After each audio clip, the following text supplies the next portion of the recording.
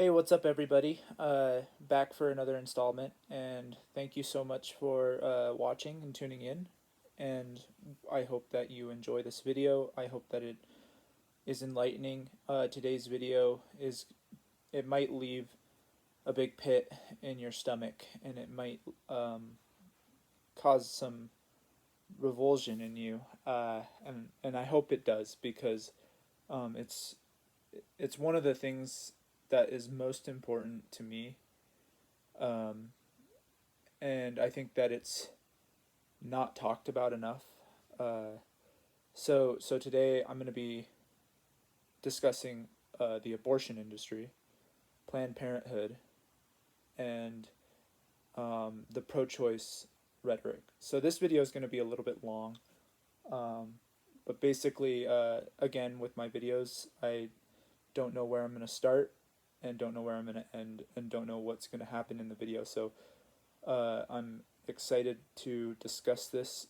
Uh, it's something that I have thought about a fair amount, and that I know that the pro-life industry, the pro-life side is correct, and the pro-choice side is incorrect. And so if you're watching this and you're on the pro-choice side, I just really want you to consider um, the arguments that the pro-life people are putting forth, and really think about if there is anything substantial behind your argument.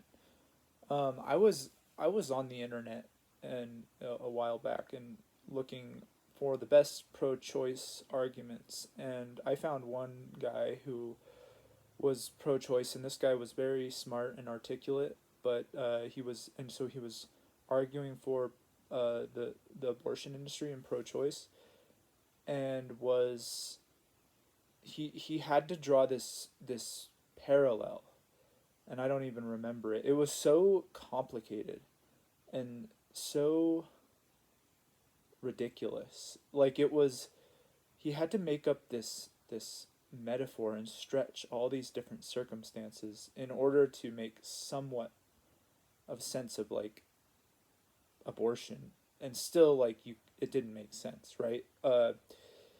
And the whole time he was just acting so arrogantly, and so, he was cursing throughout his video, and all this stuff. So it was just, you know he was smart and intelligent, but, like, also foolish and arrogant, right? So, and then basically, as far as the logic is concerned, uh, the basic logic of the pro-life argument would be that the whole argument hinges on what constitutes a life.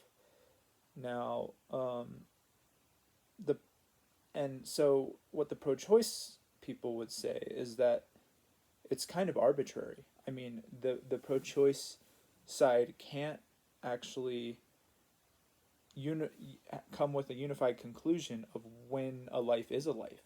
Some say it's when the heart starts beating. Some say it's when the brain starts fizzing. Others say it's when, at birth, after the baby exits a birth canal. So 6 inches of space is the difference between life and non-life. Um, so today we're going to get into all of this. We're going to talk about the grisly industry of the pro-life movement and the dark background of Planned Parenthood and their wickedness, and some of the tactics that they use against their opposition that are, when in reality they are criminals. They are mass murderers, and they need to be brought to justice. And even me putting this video up, I'm putting myself at risk for being scrutinized for having a lawsuit, and I'm going to read an article that talks about that. Or I might not read the article, but I might just summarize it. Um, so, anyways, there's a lot to get into here, and I think as Christians, we need to remember that this is the most pressing issue of our time, and it will be recognized in unless things are still just allowed to get so out of control. But I believe that in the future generations, this will be recognized as a great stain on American history and world history, that we allowed things to get this out of control, and largely the church will be responsible for being silent and not caring about the wickedness that is happening in the underbelly of our world. Just down the street from us, wherever we live, there are abortion mills and abortion clinics that are performing um, crimes. They are dismembering children up to the ninth month. Here in Utah, it's up to the 21st week, and that is when a child. Well, that's when the abortion people say that a child can feel pain, but I think a child can feel pain a lot earlier. Abby Johnson, who was the star, who was the person that the movie Unplanned, and so go watch Unplanned. That's a good movie to help understand. It's actually hard to find. It got absolutely slandered, and it's under attack by the left and by the mainstream media and by the abortion industry, because it exposes them, so they're attacking it. Anyways, that movie is about a woman named Abby Johnson, who was a pro life worker at Planned Parenthood. She was a counselor in the clinics, and then at one point she helped women undergo abortions, and at one point she saw an abortion performed on a child in its 13th week and witnessed the child fight back against the it was like a vacuum style abortion. So this doctor, this Joseph Mengele, which now in America there are many Joseph Mengeles. There are many. I can't. Kermit Gosner is the American equivalent of Joseph Mengele, and he is not alone. There are many of them being paid handsomely rewarded for the action of repetitively every single day going into work and dismembering children, charring unborn babies, vacuuming children, crushing their skulls, euthanizing children before they exit the womb. So in Utah, 21st week is when we allow abortions up to, and usually that type of abortion results in. Utah was actually the first that mandated that, I guess, a humane style of abortion where they euthanize the baby first before. And I say baby, I don't say fetus, because, and that's another thing. Hopefully, I hope this video will touch on. But they euthanize the baby, and then they can crush its skull, dismember it, and tear it from its mother's womb. And so that's the thing, you guys. If you're watching what I just said, and you're on the pro-choice side, and that caused a revulsion in you, and that caused you to get mad at me to describe what that was, that is hypocrisy, because you are supporting what I just described. You are supporting the actions that I'm describing. You are supporting the industry that I'm talking about. So when you're like, ew, don't talk about that, that's gross, just think about the pain that the genocide that is happening in America right now, in our underbelly. And I will not be silent about this. I will not apologize for telling the truth and telling about what's happening. So, anyways, yeah, in Utah, right down our street, um, we have babies being ripped from their wombs up to the 21st week. In some states, I might get this wrong. I know Vermont is one. I'm pretty sure California is one. Um, and there's a couple various other states that allow abortion right up until the ninth month, and even partial birth abortion, which is basically when the baby is being born, that it can be killed, right? So it still doesn't constitute a life, even if it's like partway out of the womb. And we know that this is just this is madness. This is wickedness. This is a sign that God's judgment is coming on this land. There are there are some things that the land cannot bear up underneath, and one of them is the shedding of innocent blood. So, um, let's see.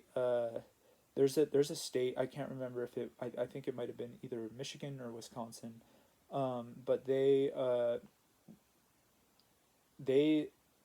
legalized, or they made it illegal to, sometimes babies survive abortions. So if they come out of the womb and they have survived abortions, there's actually a woman who testifies. I can't remember her name. Maybe I'll find her and put her in the link. But she testifies to, she was a victim of abortion, like, and was as the baby, they were gonna chemically char her, and she was disabled for the rest of her life. So she got chemically charred in the womb, but she ended up surviving the abortion process.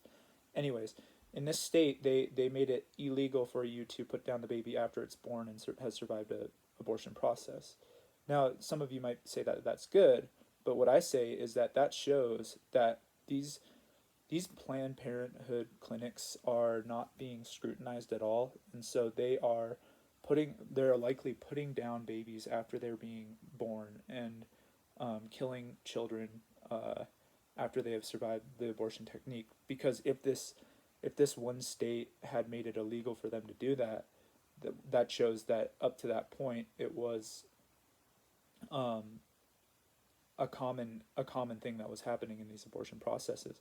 And these are very secretive processes. These are they don't this stuff doesn't get disclosed to the public.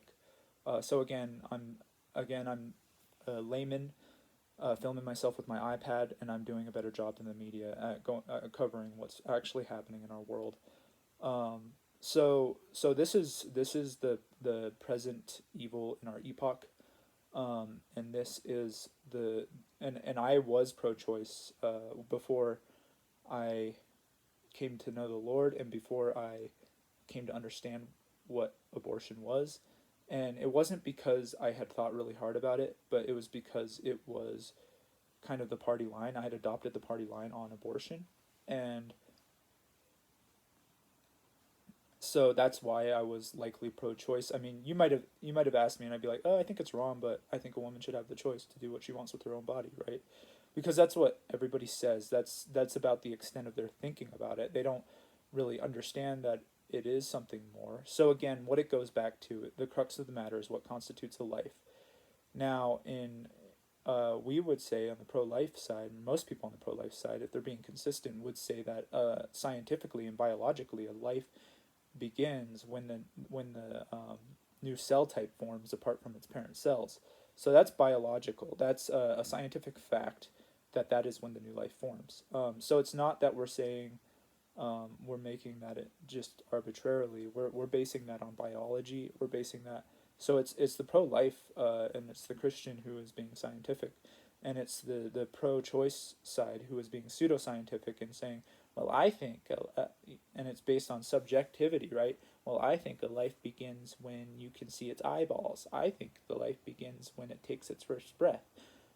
So, it's arbitrary whatever they're saying, because they can't point on if you show them a developmental chart and say, point to this, point to where you think the life begins, and point to where you think it's wrong to begin aborting a child, they usually won't, and that catches them in their hypocrisy, because they can't point to a certain place, like, let's say 8 weeks, because then what they just admitted is that all abortion after the 8th week, which is pretty much all across our country, should be made illegal.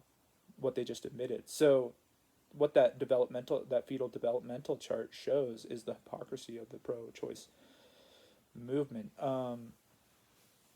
Anyways, so what I was saying is, what constitutes a life? That's a big part of the problem. Also, there's a pretty good argument that for pro-life that basically says, like, if you're driving at night, um, and you are driving and it's dark and it's foggy, and you're going and you think you see a person in front of you, but you're not sure if it's a person. Um, what are you going to do? Are you going to keep going, or are you going to hit the brakes just in case it's a person? Well, anybody who's realistically thinking about it is going to hit the brakes because they recognize that if it is a person and they kill that person, they would be held responsible for the death of a person, right? So the same principle goes for the abortion argument. A lot of the people on the pro-choice side are like, yeah, I don't know, but it probably isn't a person. But I'm just gonna say I don't think it's a person. So therefore, abortion is right.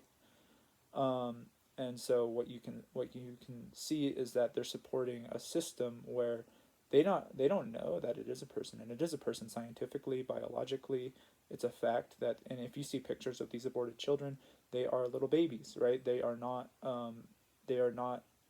potatoes. They are not heads of broccoli. They are little babies, and you can see pictures of them dismembered, charred, um, crushed, vacuumed body parts, and that is the problem because they don't know that these are people, and they are being brainwashed and indoctrinated into believing that these unborn babies aren't actually unborn babies. They are a clump of cells. They are akin to a cancerous tumor or something like that. So in this world that the pro-choice movement and the abortion industry have kind of constructed for themselves, they have made the motherhood to be a almost a state of suffering and a state of slavery. They have, I think it's largely attributable to the feminism movement, but to say, well, if you're a mother, you are under a bondage, you are under a slavery, and you are subjected to cruelty of this male dominated patriarchal system. And basically what they're saying is that there is a cancer growing inside of you, and it is going to suck the life out of you, it is going to drain you. And a lot of the counselors of Planned Parenthood kind of allude to this kind of indoctrination when young mother lots of times young teenage mothers who have had sex out of wedlock and who have become impregnated as a result. They will be they will go in for advice from these counselors, which are just ideologues who have bought into the abortion industry system, and they will go up to these counselors for advice because they think that Planned Parenthood is looking out for their best interest. And but what they don't recognize is that Planned Parenthood is not trying, even though sometimes they will make the claim that they are trying to avoid having more abortions, they're not trying to avoid that. They actually, their business model, and the most of their revenue comes from charging people for abortions and convincing people that they need to get an abortion. And sometimes these women even go into these clinics not wanting to have an abortion and looking for other options like adoption. And sometimes these abortion clinics will say, like, you're not ready, we think that you should, abortion's the best option, so they'll actually pressure women into having abortion. And one of the tactics that they use is convincing the woman, who oftentimes is not aware of these tactics that they're going to use. So lots of times they are, lots of times they know exactly what they're doing, um, but these abortion Planned Parenthood will tell them their little gospel that actually no, it's not a child yet.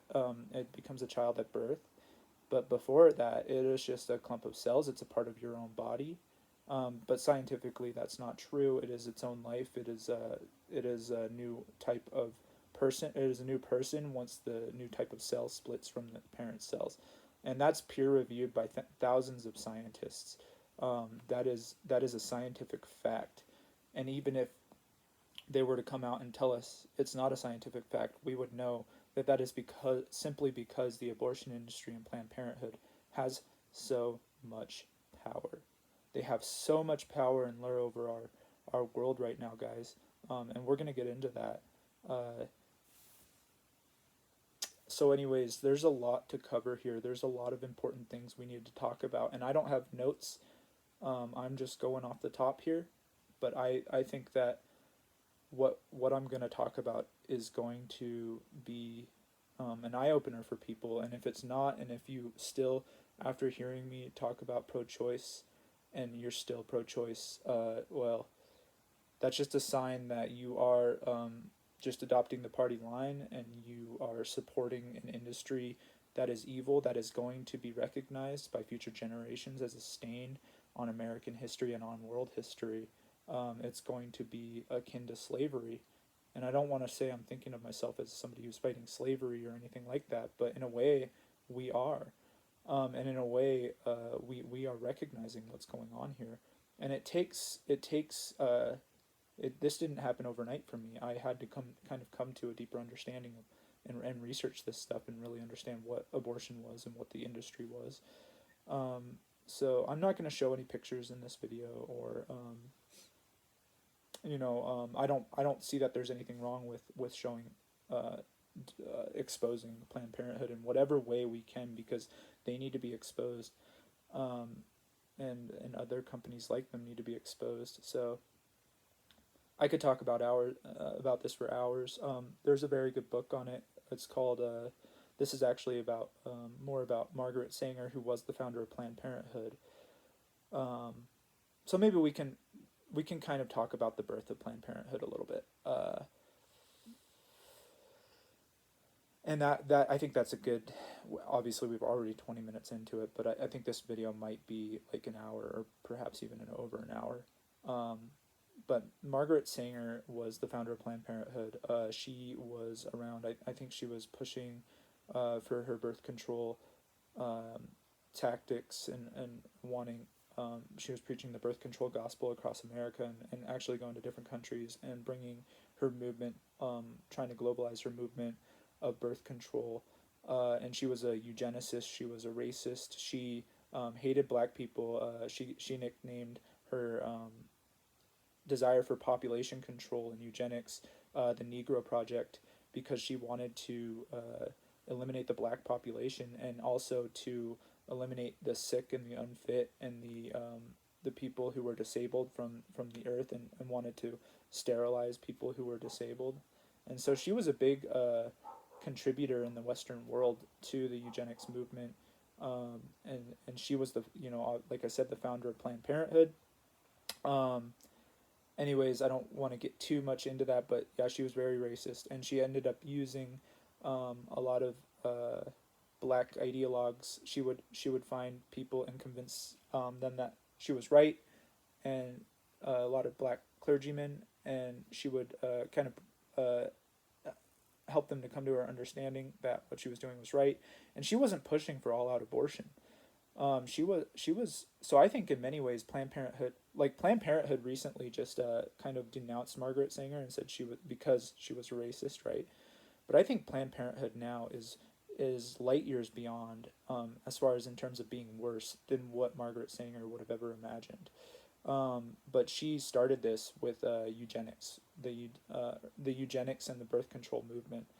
So birth control itself, like that seems like a pretty neutral term right now, because it's so commonplace in our culture, but it was deeply rooted in the eugenics movement and population control.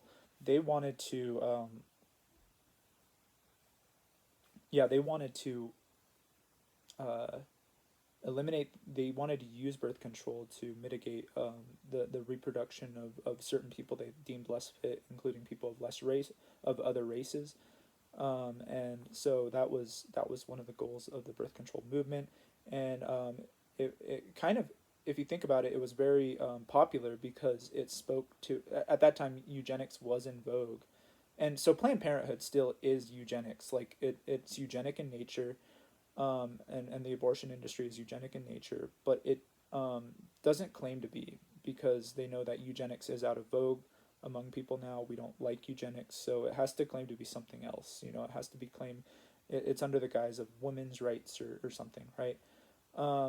Which we'll get into that. So going backwards, birth control was very popular because and Margaret Sanger, one of her deepest wars was against the Catholic Church.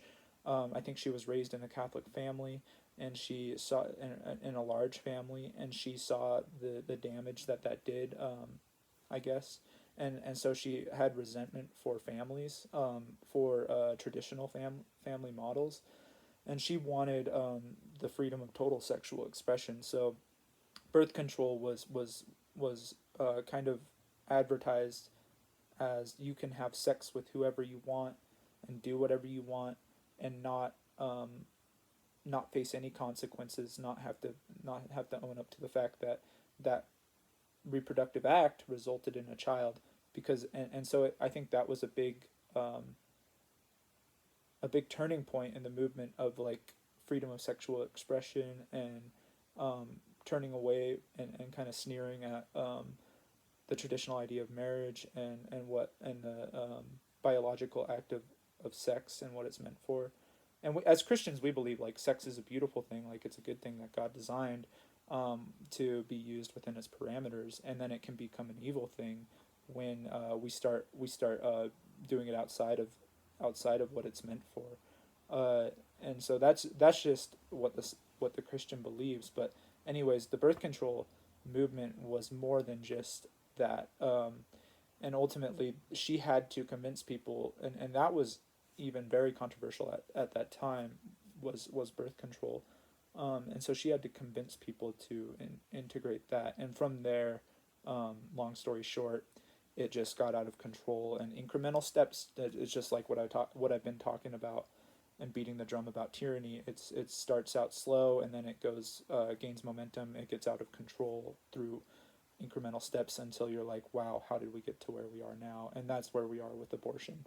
Um, it started out small. It started out with it's just protecting um, people from the consequence of having sex and that resulting in a child, and now it's become crushing children's skulls, in some cases euthanizing them even after they've survived the abortion process. And some people are actually even pushing for post not just partial birth abortions, but post birth abortions, where which that's not even an abortion, that's just murder, right?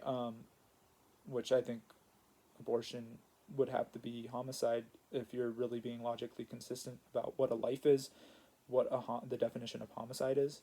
Um, if you're being logically consistent, you can't really find a way around those those two things. So we're gonna get into all of this, and it's gonna be hard to watch, but ultimately I hope that it's illuminating for people to shine the light in the darkness in this dark industry, and to recognize things that most of the people that we know support. Most of the people that I know support this. Most of the people that I know haven't thought about this. Most of the people that I know would sneer at me. This is the most controversial thing I could talk about. They would sneer. Like, I can talk about Republicans and Democrats and face a little bit of controversy, but as soon as you start bringing up abortion, and you start really talking about that, you are sneered at, you are mocked, you are cursed at, you are spit at. People who really spend time in this fighting against this industry, they get beat up, they get guns pointed at them, they get urine, they get peed on, they get urine thrown at them, they get sabotaged, they get threatened, persecuted all across the board, and so I think that is one of the reasons why Christians are so tiptoey around this issue, and why we so many times are like, oh, I don't really want to go there, because we know in our heart of hearts that it is going to result in persecution if we really expose this industry. Because darkness, again, surprise, surprise, darkness does not want to be exposed by the light. And when it is, it hurts the darkness. It wants to stay in its dark deeds. And it wants to. And so, anyways, yeah, Margaret Sanger was the founder. She was an evil, racist eugenicist. She was the Hitler of America, in my opinion.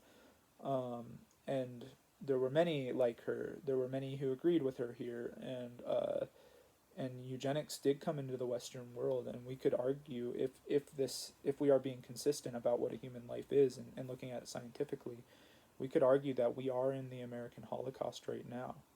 That and so many of us have a hard time just enjoying ourselves and having a good time and laughing and saying everything's all sunshine and rainbows, when we know that deep down in America's underbelly there is an industry of slaughter, an industry of child sacrifice that is being propagated. So okay, let me think for a minute where I want to go next with this.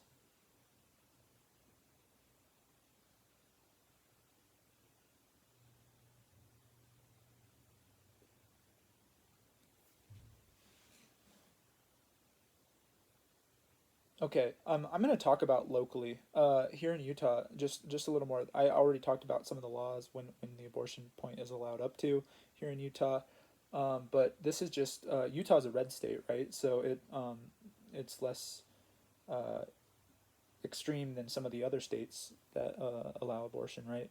And so Utah, if you look at Planned Parenthood in Utah, you can see that this racist legacy of Margaret Sanger still lives on, and in ways her racist dream is being carried through.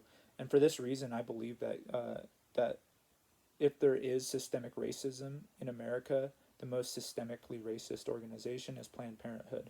And again, I talked in a different video about Black Lives Matter and Planned Parenthood being in cohorts together. If Black Lives Matter really cared about all Black lives mattering, then they would care about the racist history and legacy that Planned Parenthood is still living. So, and I'm going to explain that. Now, if you look in most states and in most cities where Planned Parenthood places its clinics, they're in um, they're in lower income neighborhoods, and oftentimes those do constitute minority neighborhoods. Here in Utah, that's the case. So I actually did the research on this. I looked at what cities were the most poor in Utah, and the Planned Parenthood clinics in Utah where abortion is offered were in the poorest cities in Utah, and they also had the highest population of either Hispanic, Polynesian, or Black people. They had the highest population. So Planned Parenthood is still targeting minorities. It might not be specifically to eliminate the black population, but that is the most conducive to their business model, because they know that when um, people in these lower income neighborhoods, which oftentimes are like in Utah, it's West Valley, it's South Salt Lake. Um, and South Salt Lake, I think, has the highest black population, and they have a clinic right there. In Utah, it's the high. I'm pretty sure it's the highest black population, and they have a clinic right there in South Salt Lake. So and that's out of two clinics. And they have, I think the other one is in West Valley. They have more clinics, but I think it's only two clinics that offer abortion. But I could be a little off on that. But they do offer these clinics, and then they also target colleges, and they especially target here in Utah the community college. And the community college has like the largest population of Hispanics and Polynesian, and I think Black people as well. Um, Out of all the colleges in Utah, I think actually Westminster has a higher Black population than the Salt Lake Community College, but they do target they have a big targeting campaign for Westminster as well, and the University of Utah. So they go to colleges because they recognize that kids who are going to college are having a lot of sex. They're experimenting, and they're also irresponsible, and these sexual acts often result in a child. And these people are very uncertain about their future. That's why they're in college, and they're worried that they're um, not going to be able to live out their dreams if they have a child, which I think is not true. I think a child is a joy. There are a tremendous responsibility. I don't actually have children, but so they know that the Planned Parenthood is putting their name out there and saying, we're here to help, we're here to help you through the decision making process no matter what. And so then these college students or people in minority neighborhoods and lower income neighborhoods, they have somebody to turn to. They have somebody who's there to help. And so they go and they turn to them for help. And then these people prey on them. And it is preying on women. So in this book, the Negro Project by Bruce Fleury,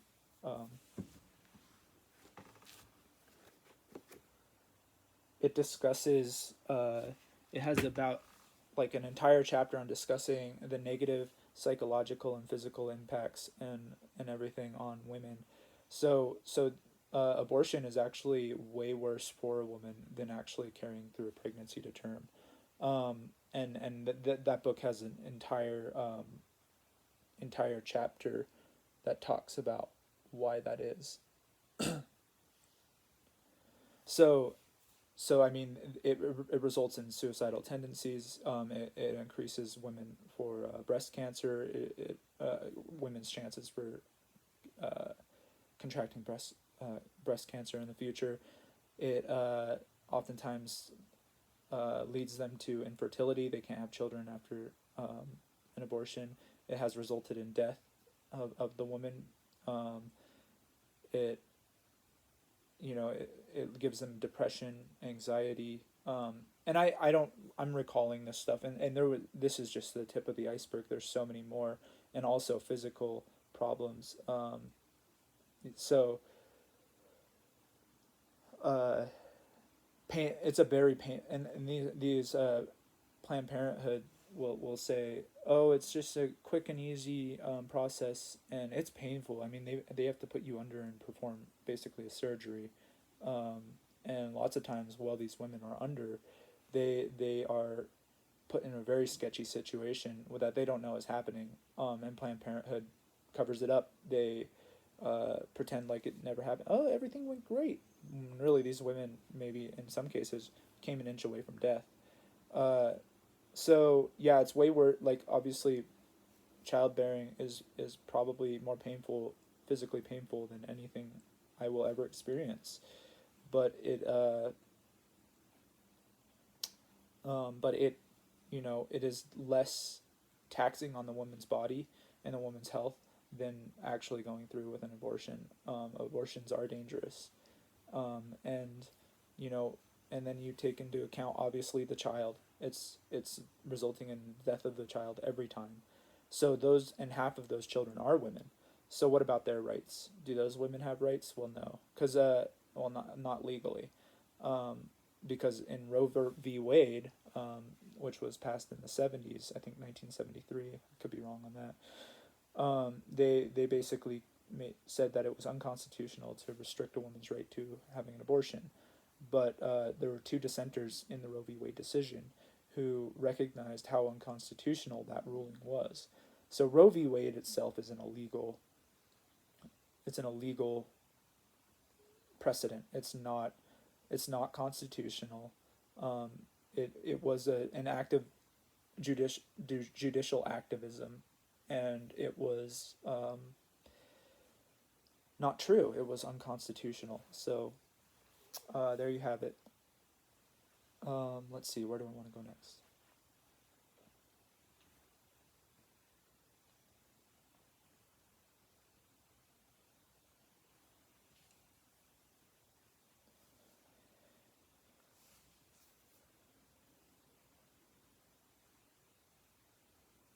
Okay, so I'm going to talk about a little bit of what the pro-choice arguments are and what they say.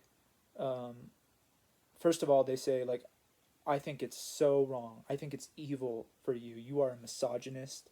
You are a patriarchal B word, bastard. You are restricting a woman's right to choose their freedom of choice. You are subjecting women into this Handmaid's Tale, into this, which Handmaid's Tale is a series of films that they say is going to represent the world if women are restricted the right to abortion. Um, well, guess what? Women weren't allowed to get abortions until like 40 years ago, and or 50 years ago. And was it a handmade tale then? No. So they just have all these pseudoscientific arguments, and they say that basically you're against women's rights if you are pro-life, if you want to see abortion done away with. But we're not, because we actually have a huge amount of women's support, and I think if all women were properly educated on what abortion actually was, there would be a majority of support among women themselves. So it's not restricting women's rights. And then ultimately, if you look at the act of abortion, half of the act of abortions are being carried out on female children. Um, so what about their rights? Like I said, do they not have any women's rights? So you could argue that as pro-life people, we are standing up for women's rights.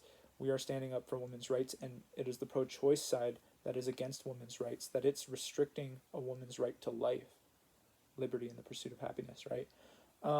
So anyways, that was a quick, I'm going to breeze through some of these arguments. One of the tactics that the pro-choice people use is twisting definitions. So just like a lot of other things that we see with the left, they're able to gain support by using certain language, by manipulating the definitions of this language. But changing definitions doesn't alter reality. Changing definitions based on your subjective whims and the whims of the time and the culture does not change the nature of reality. So what they say is basically like, uh, I've been in an argument with a pro-life or a pro-choice person, and they say, oh, I think that if a woman wants to, she should have the right to terminate the pregnancy, right? So what they're doing there is they're saying that pregnancy is a state of being. It is just like an illness, basically. And so when you're restricting a right of a woman to terminate her pregnancy, you're in effect restricting her the right to seek out a cure for cancer. So they think of these unborn children as cancerous tumors, um, and not actually children who are developing in the womb. So the pregnancy, what is a pregnancy, right? Well, it's when a child is growing in your womb, right? But they have to twist that definition too. So they say it's like when during the development of a fetus, and so they use the word fetus because they think that um, again changes the reality of what it is. But a fetus is the Latin word for a child, for a baby. So they're just speaking Latin.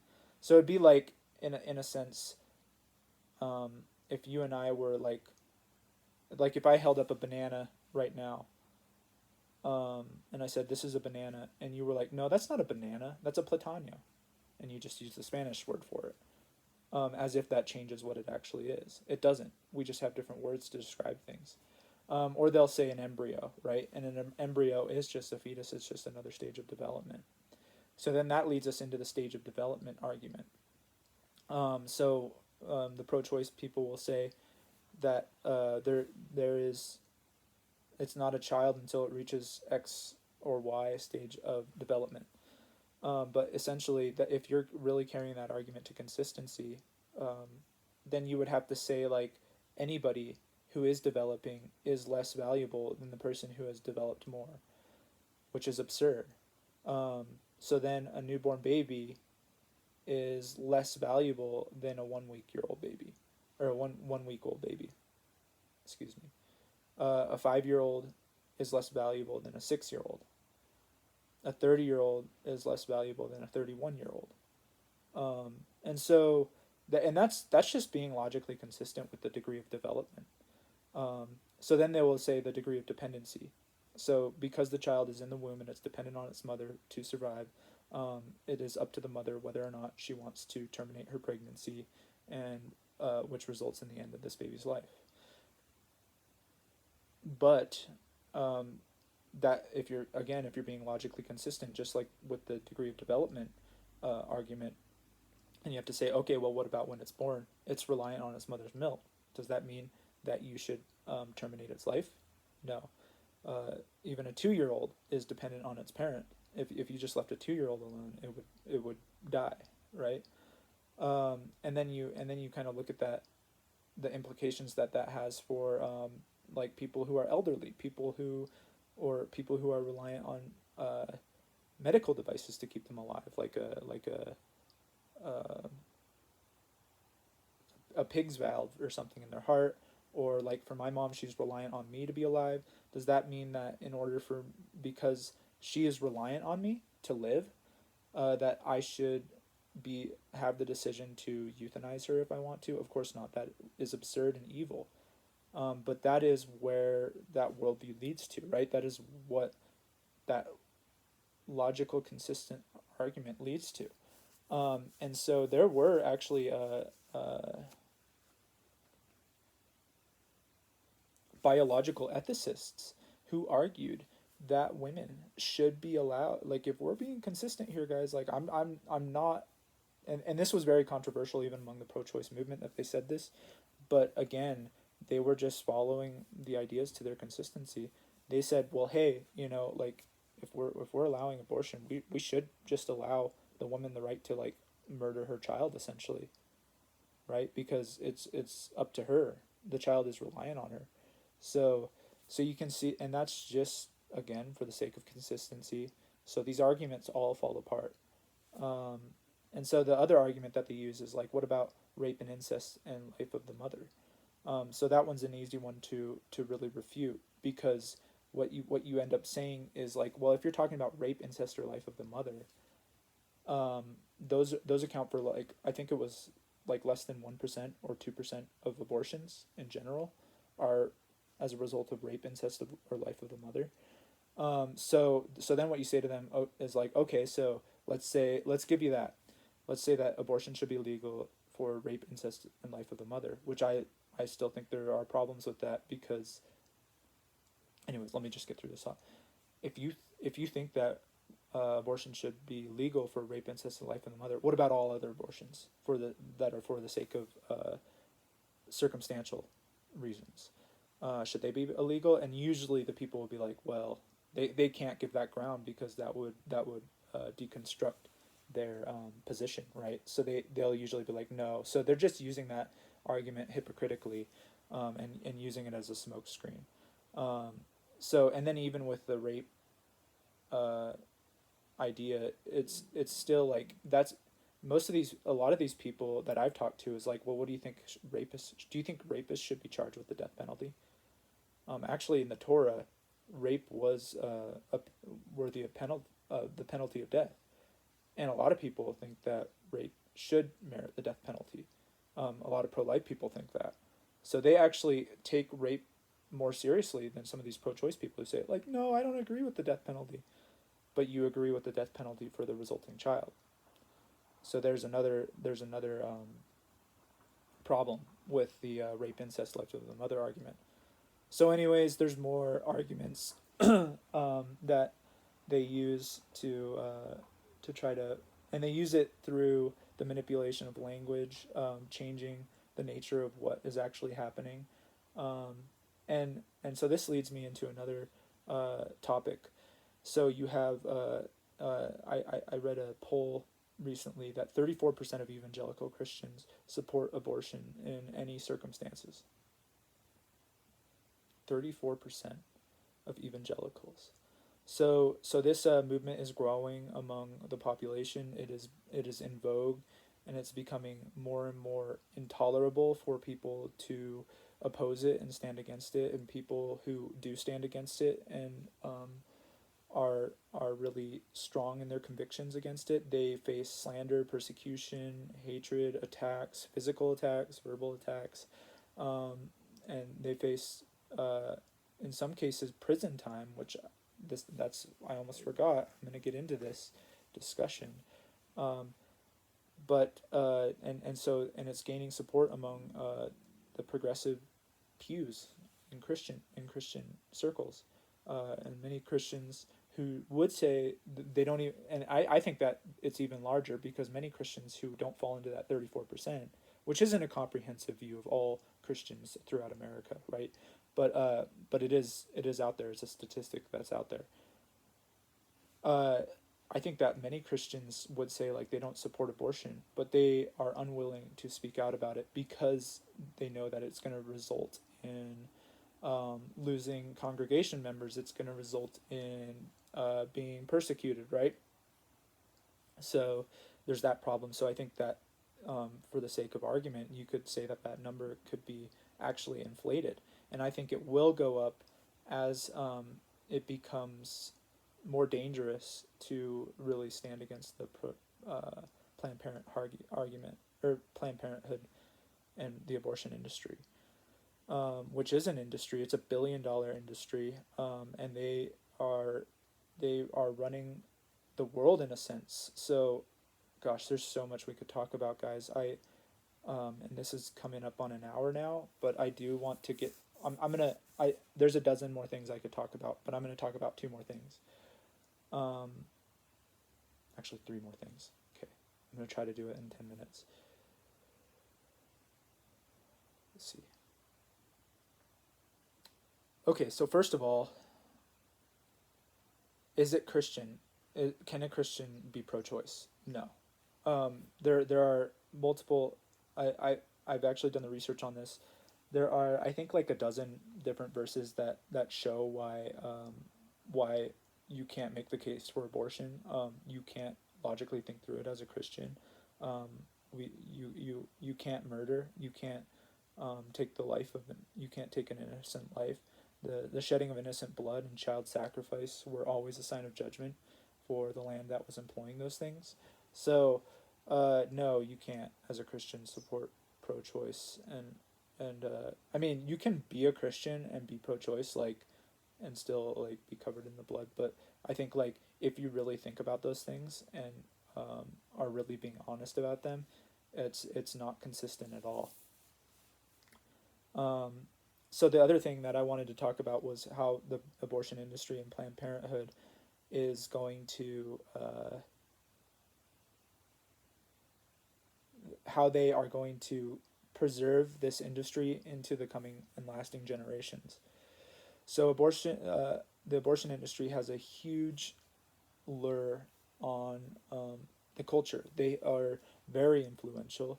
They are one of the most influential entities in our modern culture, and because they run the birth control industry, and they allow people the right to sleep around with whoever they want and to do whatever they want without any consequences, right? So people support Planned Parenthood, I think, largely for that reason, and they think Planned Parenthood is looking out for their best interest.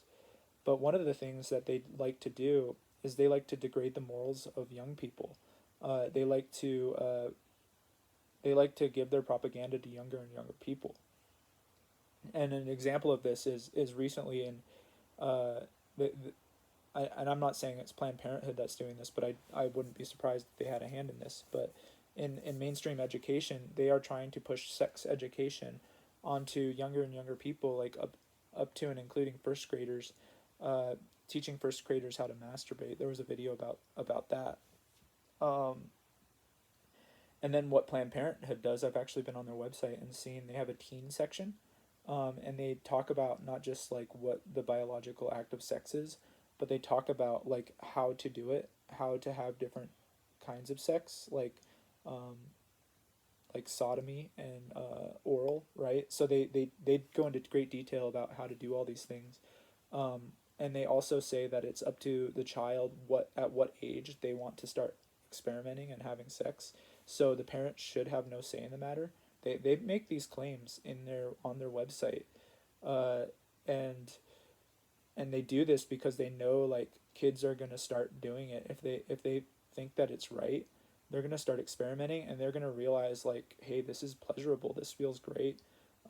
This is fun, and this is good. And they know that kids are irresponsible, so they're gonna mess up, and they're gonna have a, a pregnancy, the biological result of sex, right?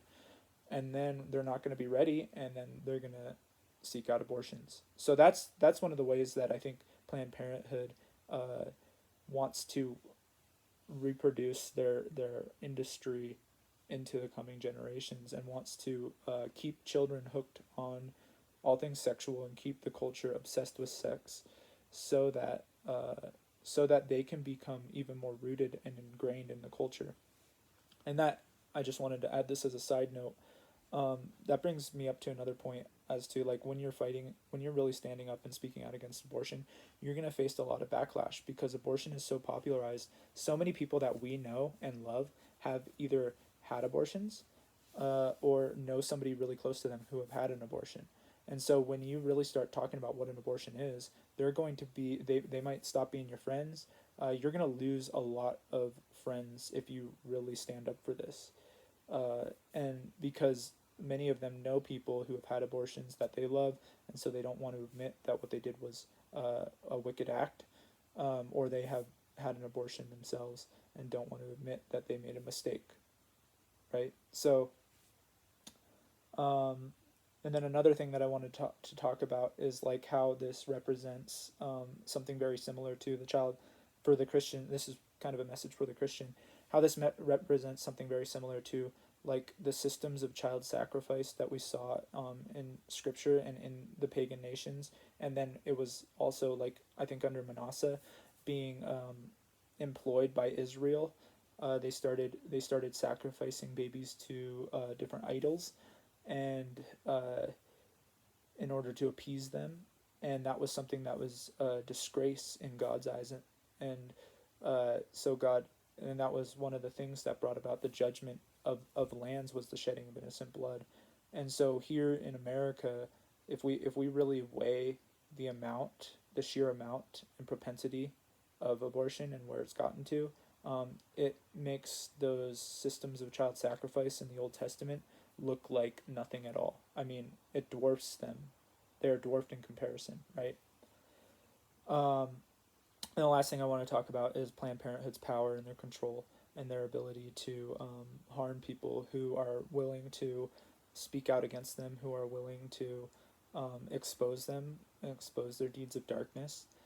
So there was a man, I can't remember his name. This was the article I was talking about, but he went undercover into an abortion clinic and talked to different executives from Planned Parenthood about, and he was filming undercover, and caught them, recorded them talking about selling body parts for money, for profit, which is illegal. So he taped them and then exposed them, and now he's facing charges in California. I think he had some charges dropped, but Planned Parenthood keeps pursuing him. They keep wanting to put him in prison for the rest of his life. He's facing 9 felony charges for the crime of telling the truth, for the crime of exposing Planned Parenthood, and their wickedness. And he, yeah, are you guys getting the picture yet? I mean, if you're supporting this, uh, that's a problem. So like, Planned Parenthood potentially could see this video and could come after me with a lawsuit. They could charge me with defamation, with libel and slander, and they could possibly sue me for all the money I have. Right? They are above, just like we talked about with Andrew Cuomo. They're one of those organizations that are completely above reproach. Uh, and so this guy is facing, he's still in the trial process, and he's had to spend millions of dollars to fight Planned Parenthood, and they estimate that the cost of him fighting his legal battle is going to be another $6 million. And that's the problem, is that Planned Parenthood, you know, the people, the executives, will not be held accountable. They will not be ever charged with any crime. And this guy's in California, one of the most leftist states, and so they're gonna bring a pseudo justice. They're gonna do whatever they can to put this guy behind bars for the rest of his life for the crime of telling the truth.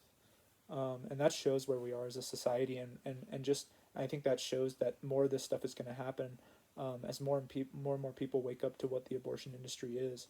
More and more people are going to start speaking out against it, and to the degree that the left and Planned Parenthood has the power to destroy their lives, they're going to do that if if they can preserve their revenue stream. So, um, And I think that pretty much covers most of the things that I wanted to talk about. There are a lot more things, but now we're at an hour, so I hope that this was a blessing for you to watch this. I know it was a hard conversation, but it's important stuff, and we need to wake up to the signs of the times as Christians, and to be strong and to be bold, and to bring an end to this industry of death and suffering, and to recognize that every day, um, hundreds, if not thousands, of these little innocent people are being ripped. Their heads are being ripped off. Their limbs. They're being torn limb from limb. They're being burned. They're being vacuumed, and uh, and Christians are tying their shoes for 50 years. We've been tying our shoes, uh, and have we have. I think God has really started waking Christians up to what's happening, and uh, but we can't fall asleep. It is our job as Christians to be the salt and the light of the earth. So, anyways, I'm gonna cut it off there. But God bless you all. Thank you for watching. Like, subscribe, and share this video if you think it would be helpful to somebody who is either struggling and contemplating this, a Christian who is pro-choice, or or just share it on your feed. You're gonna face flack for it, but yeah, that's because it's true. When you tell the truth, um, the lies fight back. But the devil's agenda to kill, steal, and destroy will be stilled. So, anyways, thank you guys. God bless.